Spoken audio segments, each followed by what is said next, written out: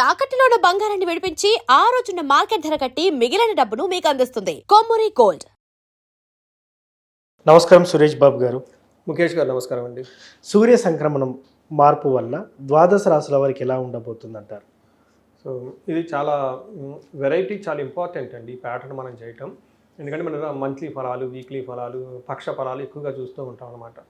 అదేంటంటే ఆ పర్టికులర్ టైంలో అన్ని గ్రహాలతో కలిపి ఎలా ఉంటుందని చూస్తూ ఉంటాం. బట్ ఇక్కడే మనం చేసే ప్యాటర్న్ ఏంటంటేనండి, సూర్యుడు ఒక్కడు మారటం వల్ల ఎలాంటి ఎఫెక్ట్ 12 రాశుల మీద ఉంటుంది అనేది మనం ఇప్పుడు చేయబోతూ ఉన్నాం. ఎందుకు ఇది ఇంపార్టెంట్, ఈ ప్యాటర్న్, ఈ విధానం ఎందుకు ఇంపార్టెంట్ అంటే, సూర్యుడు ఎప్పుడైతే ఒక రాశి నుంచి ఇంకొక రాశి మారుతూ ఉంటారో దాన్ని సంక్రమణ అంటారు. చాలా చాలా ఇంపార్టెంట్. మనకి ఒక సంవత్సరంలో 12 సంక్రమణాలు ఉంటాయండి మనకి. అందుకనే మకర సంక్రాంతి, మేష సంక్రాంతి, ఇప్పుడు రాబోయే సంక్రాంతి వృషభ సంక్రాంతి అంటారు. అంటే ఈ 30 డేస్ ఈ వృషభ రాశిలో ఉండటం వల్ల, ఈ 30 డేస్ ఒకే రాశిలో ఉండటం వల్ల 12 రాశుల మీద ఎలాంటి ప్రభావం ఉండబోతుందో మనం చెప్పుకోబోతున్నాం. రెండోది, ఎందుకు సూర్యుడు ఇంకా వేరే గ్రహాలు కూడా చేయొచ్చు అంటే, సూర్యుడు వచ్చేటప్పుడు గ్రహరాజు, ఆయన యొక్క ఇంపాక్ట్ చాలా ఎక్కువగా ఉంటుంది అనమాట. ఏ మీద ఇంపాక్ట్ ఉంటుంది? ఫస్ట్ మనం చూసుకుంటే వాళ్ళని ఏమంటారంటే ఆత్మ, శక్తి, పిత, రాజా అంటారు. అంటే మనిషి బతకాలంటే ఆత్మ, సోల్ కనెక్ట్ ఉండదు కదండి. అసలు సోలే లేకపోతే ఇంకేముంటుందండి? అది మనకి ముఖ్యంగా వచ్చేది సూర్యుడి దగ్గర నుంచి అనమాట. మనం ఇలా మాట్లాడుకుంటున్నాం, చేసుకుంటున్నాం, ప్రతిదీ జీవించి ఉందంటే ప్రతి దాంట్లో ఒక ఆత్మ ఉంటుంది కదా. దానికి కారణం సూర్య భగవానుడు అనమాట. రెండోది మనకేం చెప్తారంటే పిత, తండ్రి దగ్గర నుంచి వచ్చే లక్షణాలు, తండ్రికి సంబంధించిన ఒక అథారిటీ, పవరు మొత్తం కూడా మనకి సూర్య భగవానుడి నుంచే వస్తూ ఉంటుంది. నెక్స్ట్ ఏం చెప్తారంటే శక్తి, మనం బయటికి వెళ్ళి వర్క్ చేయాలి, మనకి ఎనర్జీ ట్రాన్స్ఫార్మ్ అవుతూ ఉంటుంది ఒక ప్లేస్ నుంచి ఇంకో ప్లేస్కి. వీటన్నిటికి కూడా సూర్య భగవానుడు అని చెప్తారు. లాస్ట్లో రాజా అంటే అథారిటీ, పవర్, పొలిటీషియన్స్. తర్వాత ఎక్కడెక్కడైతే అథారిటీ ఉంటుందో, ఎక్కడెక్కడ కమాండ్ ఉంటుందో, ఎక్కడెక్కడ పాలిటిక్స్ ఉంటాయో, లైక్ ఇంటి పెద్దలు ఉంటారు, ఇన్స్టిట్యూషన్స్ హెడ్స్ ఉంటారు, కంట్రీ హెడ్స్ ఉంటారు. ఇదంతా కూడా రిప్రజెంటేషన్ బై ది సూర్యుడి గురించి చెప్తూ ఉంటారు. అంటే మనలో ఉన్న ఆత్మ దగ్గర నుంచి, ఫాదర్ దగ్గర నుంచి, మనకున్న అథారిటీ దగ్గర నుంచి, మనం చేసే శక్తి, పవర్, ఇన్ఫ్లుయెన్స్, క్యాపబిలిటీ అంతా కూడా సూర్యుడి దగ్గర నుంచి వస్తుంది. కాబట్టి ఇది ప్రతి ఒక్కరికి చాలా ఇంపార్టెంట్. ఇందులో ముఖ్యంగా అంటే మనకి ప్రొఫెషన్లో చాలా చాలా ఇంపార్టెంట్. మనకి పవర్ ఉండాలి, శక్తి ఉండాలి. ఆ తర్వాత హెల్త్, మన ఎనర్జీ లెవెల్స్ హై లెవెల్లో ఉంటుందా, మనం ఏమంటారు గడిచిపెండం అంటారు. అవును. ఓకే, అంటే ఏంటి, లోన శక్తి హై లెవెల్లో ఎనర్జీగా ఉంటుంది. సో సూర్య భగవానుడు అత్యంత పవర్ఫుల్గా ఉంటే అసలు ప్రతిదీ వాళ్ళ ప్రాబ్లమే కనపడదు. మట్టి కొండలున్నా కానీ దాన్ని పిండి చేసి అవతల పడేసి చూసుకుని వెళ్ళిపోతారు అనమాట. ఎవరికైతే సూర్య భగవానుడు వీక్గా ఉన్న జన్మజాతకంలో వాళ్ళ ముందు బంగారం పెట్టినా కానీ అయ్యో ఇది ఉంది అది ఉందని ఏమీ చేయలేదు. ఓకే.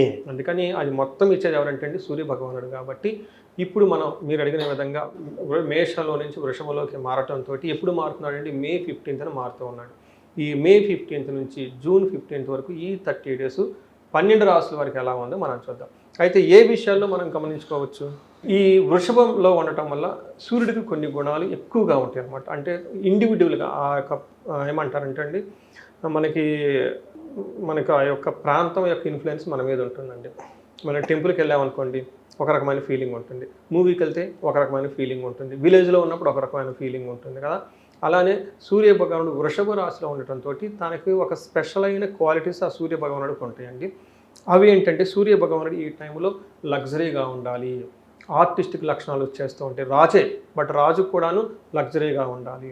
లేకుంటే ఒక కింగ్ దగ్గర నుంచి ఆ కింగ్ మూడ్ ఎలా ఉంటుందంటే, ఒక నాట్యం చేయటం, మ్యూజిక్ చేయటం, డ్యాన్స్, వాటి గురించి తెలుసుకోవటం ఉన్నట్టు ఉంటాడు. బిగినింగ్లో బాగా ఫైరీ ఉంటారు, అథారిటేటివ్గా కూడా ఉంటారు. లాస్ట్లో పాయింట్లో ఈ సూర్య భగవానుడు వృశ్చిక రాశిలో ఉండటంతో జనాలందరూ క్యూరియస్గా ఉంటారు. ఓకే, ఏముంటుంది ఏదో కావాలి, ఇన్ఫర్మేషన్ కావాలి, సెర్చ్ చేస్తూ ఉంటారు త్రూ అవుట్ ది గ్లోబ్ అంతనమాట.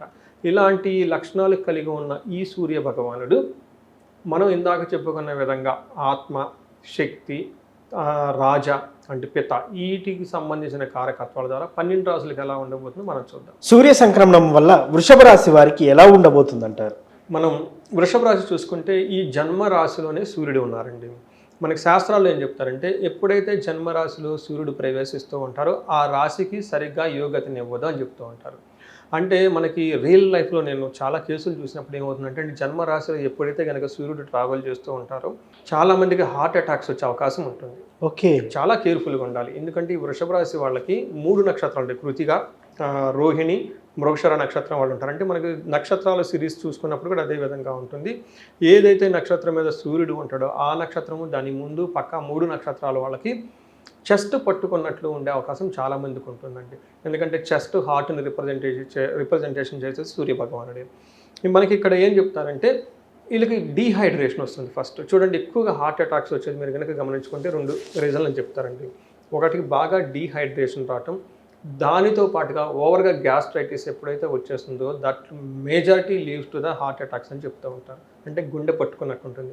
దానికి తోడు వాళ్ళు స్టంట్స్ కానీ ఏమన్నా ఆల్రెడీ ఉండి ఇబ్బంది పడిపోతూ ఉంటే కొంచెం ఇది రిస్కీ అయ్యే అవకాశం ఉంటుంది. అయితే దీనికి ఏం చేయాలంటే ఈ యొక్క 30 డేస్ ఈ రాశి వాళ్ళు ఎక్కువగా ఎక్సర్సైజులు చేసుకోవటం, కార్డియో ఎక్సర్సైజులు చేసుకోవటం, తర్వాత ఆయిల్ ఫుడ్స్ని అవాయిడ్ చేయటం, అలానే ఓవర్ డీహైడ్రేషన్ కాకుండా ఎక్కువగా లిక్విడ్స్ తీసుకోవటం, ఫ్రూట్స్ తీసుకోవటం, జ్యూస్ తీసుకోవటం, ఎండకు బయటికి వెళ్ళకుండా ఇవన్నీ చేస్తూ ఉంటే చాలా చాలా బాగుంటుంది. ఇది ఒక ప్రికాషన్ అండి.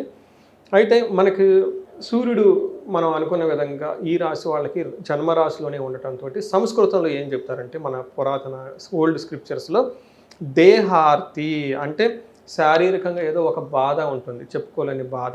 రెండోది సతతం కాలతిక్రమణ భోజనం. ఇది చాలా ఇంపార్టెంట్ అండి. ఈ టైంలో వీళ్ళు సరిగ్గా భోజనం చేయకుండా ఉంటారండి. ఎప్పుడైతే సరిగ్గా వీళ్ళు ఓవర్ వర్క్తో భోజనం చేయకుండా ఉంటారో అది ఎసిడిటీగా అవుతుంది. అందులో సమ్మర్ కాబట్టి వీళ్ళకి ఏమవుతుందంటే అండి డీహైడ్రేషన్ అయ్యే అవకాశం ఎక్కువగా ఉంటుంది. ఇది ఇందులోనే మనకు చూడండి, ఇప్పుడెప్పుడో గ్రంథాలు రాసి పడేస్తారు ఇదంతా ఇలా ఉంటుందని చెప్పేసి. అంతేకాకుండా బంధుమిత్ర సుహృద్వేష, అంటే బంధువులతో గొడవలు వచ్చే అవకాశం ఎక్కువగా ఉంటుంది, ఫ్రెండ్స్తో గొడవలు అయ్యే అవకాశం ఎక్కువగా ఉంటుంది, వీళ్ళు వాళ్ళని ద్వేషించుకునే అవకాశం ఎక్కువగా ఉంటుంది అని చెప్తారు. అంటే ఏ ప్రకారంగా కనుక చూసుకున్నా కానీ వీళ్ళకి ధన నష్టము, ఆందోళన, రోగ భయము ఇవన్నీ వచ్చే అవకాశం ఎక్కువ ఉంటుంది. వీళ్ళు చాలా జాగ్రత్తగా ఏదైనా కనుక హెల్త్ విషయంలో కనుక ఉంటే ఇమ్మీడియట్గా వెయిట్ చేయకుండా ఇంట్లో హోమ్ రెమెడీస్ చేసుకోకుండా చక్కగా డాక్టర్ కన్సల్ట్ అయిపోయేసి ప్రికాషన్స్ తీసుకుంటే చాలా బాగుంటుందండి. ముఖ్యంగా సార్ ఈ రాశి వారికి రెమెడీ ఏం చేసుకుంటే బాగుంటుందంటారు ప్రత్యేకంగా? సో ముఖేష్ గారు, సూర్య భగవానుడికి ఒక్కొక్క గ్రహానికి ఒక్కొక్కటి ఇష్టం ఉంటుంది, ప్రీతికరం అంటారు. ఉదాహరణకి మనం సూర్య భగవానుడికి తీసుకుంటే నమస్కారాలు, సూర్య నమస్కారాలు అంటే బాగా ఇష్టం. నమస్కార ప్రీతికరుడు అంటారు సూర్య భగవానుని. అంటే సూర్యుడికి ఎదురుగా నుంచుకొని నమస్కారం చేయటం. యోగా సొంత మనకి సూర్య నమస్కారాలు అని చెప్పేసి యోగాలో ఒక 12 రకాల సిరీస్ మొత్తం కలిపి యోగా సూర్య నమస్కారాలు అంటారు. అలానే సూర్య భగవానుడు నమస్కార ప్రియుడు, అంటే నమస్కారం ఎక్కువ చేసుకుంటూ ఉండాలి. అలానే శని తీసుకున్నాం అనుకోండి, తైలాభిషేక ప్రియుడు అంటారు అనమాట. అలానే గురువు వచ్చేటప్పటికి శుశ్రూష అంటే సేవ చేయాలి, పక్కన కూర్చొని అది ఇది అందించడం, ఆయన దగ్గర ఉండటము, సేవ చేస్తూ ఉంటే గురువు బాగా హ్యాపీ ఫీల్ అయిపోతాడు. అలానే మరి సూర్య భగవానుడు దేనికి హ్యాపీగా బాగా ఫీల్ అయిపోతాడంటేనండి 2 పనులు చేయాలి. ఫస్ట్ది ఒకటి నమస్కారం, సూర్య నమస్కారాలు కనుక చేస్తూ ఉంటే బాగా తృప్తి చెందుతూ ఉంటాడు. రెండోది ఫాదరు ఫిగర్ లాంటి వాళ్ళని, పెద్దవాళ్ళని, వాళ్ళ దగ్గర ఆశీర్వాదం తీసుకోవటం, వాళ్ళతో అగౌరవంగా మాట్లాడకుండా ఉండటము, రెస్పెక్ట్ ఇస్తూ ఉండటం. అలానే ఎవరికైతే బాగలేదో బట్టలు కానివ్వండి, స్వీట్స్ ఇలాంటివి కొన్ని వాళ్ళకి ఇస్తూ ఉంటే వాళ్ళ ఆశీర్వాదం తీసుకుంటే బాగా సూర్యుడు బాగా హ్యాపీ ఫీల్ అవుతాడు. ఇది వాళ్ళు చేసుకునే సింపుల్ రెమెడీస్ అండి. అయితే కొన్నిసార్లు వాళ్ళ సమస్య తీవ్రత చాలా ఎక్కువగా ఉన్నప్పుడు వాళ్ళు అవి చేసుకుంటే సరిపోదు. ఎడిషనల్గా ఏం చేయాలంటే వీళ్ళు మనకి సూర్యుడికి సంపూర్ణ శాంతి పూజలు అని ఉంటాయి. అంటే ఏంటి, సూర్య భగవానుడికి సంబంధించి జపం చేయించడం, ఒక 7000 సేపు మూలమంత్ర జపం తీసుకొని జపం చేయించడం. ఒక ఇద్దరు బ్రాహ్మణోత్తములు చక్కగా కూర్చోమంటే చేస్తారు. అలానే చిన్న అగ్ని కార్యం, ఒక చిన్న హోమం చేయటము, అలానే సూర్యుడికి సంబంధించిన తర్పణం చేయటము, దానం, గోధుమలు కనుక ఎర్రగుడ్డలో కట్టి దానం కనుక చేస్తే విపరీతంగా కలిసి వచ్చేస్తుంది. ఇవి ఏమంటారు, జప దాన తర్ప హోమాదులు ఇవన్నీ చేయటాన్ని ఒక ప్రక్రియని ఏమంటారంటే సంపూర్ణ శాంతి పూజలు అంటారు. ఇవి కొంచెం టెక్నికల్గా ఉంటాయి కాబట్టి ఇండివిజువల్గా చేయలేరు. బట్ దగ్గరలో ఉన్న వాళ్ళ టెంపుల్స్ కానివ్వండి, బ్రాహ్మణ సంఘాలు చాలా ఉంటాయి, పురోహితులు, వాళ్ళ దగ్గరికి వెళ్ళి వేద పండితులు వాళ్ళ దగ్గరికి వెళ్ళి ఎదుగో మాకు ఇలా కావాలని వీడియోలు చూసామని వాళ్ళు చెప్తే వాళ్ళకి అర్థం చేసుకుంటే వాళ్ళు చేసేస్తారండి. ఇవి కాకుండా ఆదిత్య హృదయ స్తోత్రం అని ఉంటుంది, వెరీ వెరీ పవర్ఫుల్ రెమెడీ అండి. ఆదిత్య హృదయంతో పాటు వీళ్ళు ఇంకా ఎక్స్ట్రాగా ఎడిషన్గా దానికి హనుమాన్ కార్యసిద్ధి మంత్రం అని ఉంటుంది. It's a very powerful combination అండి. 2 కాంబినేషన్, ఈ 2 చేసుకుంటూ ఉంటే చక్కగా ఉంటుంది. ఇవి కాకుండా వీళ్ళకి ఎవరికైనా ప్రాబ్లమ్స్ అంటే ఇవి కాకుండా వాళ్ళు ఇండివిజువల్ జాతకం కనుక చూపించుకొని మనకి ఇది చాలా ఇంపార్టెంట్. ఎందుకంటే మనం చెప్పుకుంది ఇప్పుడు గోచార రీత్యా మాత్రమే ఫలితాలు ఉంటుంది. ఇది ఎంత పర్సెంటేజ్ ఉంటుందండి, ఒక 30-40% మాత్రమే ఎఫెక్ట్ అవుతుంది. బట్ మిగతా వేరే గ్రహాలు ఉన్నాయి. అది కాకుండా వీటితో పాటుగా వాళ్ళ యొక్క ఇండివిజువల్ జాతకంలో దశాభుక్తులు కూడా చూడటం చాలా చాలా ఇంపార్టెంట్. ఎందుకంటే దశాభుక్తులు బాగుంటే అది మనిషికి వెన్నుముకలాగా స్ట్రాంగ్గా ఉంటుంది. కేమద్రుమ యోగం ఉంది వాళ్ళది, చంద్రుడు మంచి సపోర్ట్ ఇచ్చే పొజిషన్ లేడు. ఇప్పుడు ఏదైతే దశ నడుస్తుందో దానికి సంబంధం, అంటే ఈ దశ ఏదైతే నడుస్తుందో ఈ రెండు యాక్టివేట్ అయిపోయిన వాళ్ళకి చూడండి అంత బాగా చేసిన వాళ్ళు. అందుకని ఎవరికైతే 35 to 45 years ఏజ్ ఉండి అద్భుతాలు చేశారు, బ్రహ్మాండంగా వాళ్ళకి ట్రాక్ రికార్డు ఉంది, కానీ ఈ టైంలో వాళ్ళు స్ట్రక్ అయ్యారు. ఫైనాన్స్ కానివ్వండి, బిజినెస్ కానివ్వండి, పర్సనల్ లైఫ్లో రిలేషన్షిప్తో ఇబ్బంది పడిపోతున్నారు అనుకుంటే ఒక్కసారి మనకి కన్సల్ట్ అయితే వాళ్ళకి అసలు చూపించుకుంటే తెలుస్తుంది వ్యవహారం ఏంటి, ఎందుకు ఆగిపోయామనేది. ఆ తర్వాత పరిహారాలు ఎన్ని విధాలైనా చేసుకోవచ్చు. డబ్బు ఉంటే ఒక రకం, మీడియం డబ్బు ఉంటే ఇంకొక రకం, అసలు డబ్బులే లేవు అనుకున్నప్పుడు కూడా పరిహారాలు చేసుకోవాలి. అలానే ఇప్పుడు వచ్చిన కూడా మనతో అదే మాట్లాడుతున్నారు, ఏమంటే మీరు చెప్పమన్న పూజలు చేయించడం పెద్ద ఇదే కాదండి, ప్రస్తుతానికి నేను ఊపిరి కూడా తీర్చుకోలేకపోతున్నానంటే అట్లాంటి టఫ్ సిచ్యువేషన్లో ఉన్నానంటే నేను మా పండితుల్ని, బ్రాహ్మణుల వాళ్ళని, నా దగ్గర ఉన్న టీంని కలిసి మాట్లాడి ముందేళ్ళకి ఏదో ఒకటి చేసి పంపించండి, ఖచ్చితంగా వాళ్ళు వస్తారండి. నాకు తెలుసు దే విల్ బి బ్యాక్ అండి, ఎందుకంటే వాళ్ళ జాతకం కూడా చూశాను కాబట్టి 3 to 4 monthsలోనే వాళ్ళకున్న ప్రాబ్లమ్స్ అన్ని పోగొట్టుకొని పడిపోతారు. ఇది ఎందుకు చెప్తున్నానంటే మనం ఈ సూర్య సంచారం గోచారం రిజల్ట్తో అనుకూలంగా ప్రతికూలంగా ఉన్నప్పటికీ కూడాను ఎక్కడైనా ప్రాబ్లం కనుక ఉంటే ఖచ్చితంగా వాళ్ళ ఏజ్ 35 to 40 మధ్యలో ఉండి లైఫ్లో స్ట్రక్ అయి ఉంటే ఒక్కసారి మనకు కన్సల్ట్ అయితే వాళ్ళకి చూసి ఆ టైంలో ఉన్న గ్రహ దోషాలు, ఆ టైంలో ఉన్న శాపాలు మనం స్క్రూటినైజ్ చేసి వాటి కనుక పరిహారాలు చేసుకుంటే, రెమెడీస్ చేసుకుంటే జీవితం 10 రెట్లు ముందుకు వెళ్ళిపోతుంది. ఎక్కడ ఆగరండి వాళ్ళు, ఎందుకంటే వాళ్ళు ఆల్రెడీ ప్రూవెన్ ట్రాక్ ఉందండి, ఆల్రెడీ ట్రాక్ ఉంది, మధ్యలో పాప ఇక్కడ ఆగిపోయారు. అది సెట్ చేసామనుకోండి ఇంకా దూసుకొని వెళ్ళిపోతారు. నేను ఇప్పుడు వాళ్ళకి వచ్చింది అదే చెప్పాను, ఏమండి మీరు ఏది జరిగిన లైఫ్లో మంచిగా జరిగింది, ఇప్పుడు మళ్ళీ సెకండ్ ఇన్నింగ్ దెబ్బతిన్న పుల్లాగా మీరు స్టార్ట్ చేస్తారు. ఎక్కడ ఆగరు, ఎవరిని ఎక్కడ పెట్టాలి అక్కడ పెడతారు, ఎవరు ఎక్కడ చేయాలో అది చేస్తారు. ఎందుకంటే ఆ థాట్ ప్రాసెస్ వాళ్ళకి ఆల్రెడీ డెవలప్ అయింది ఇంటర్నల్గా.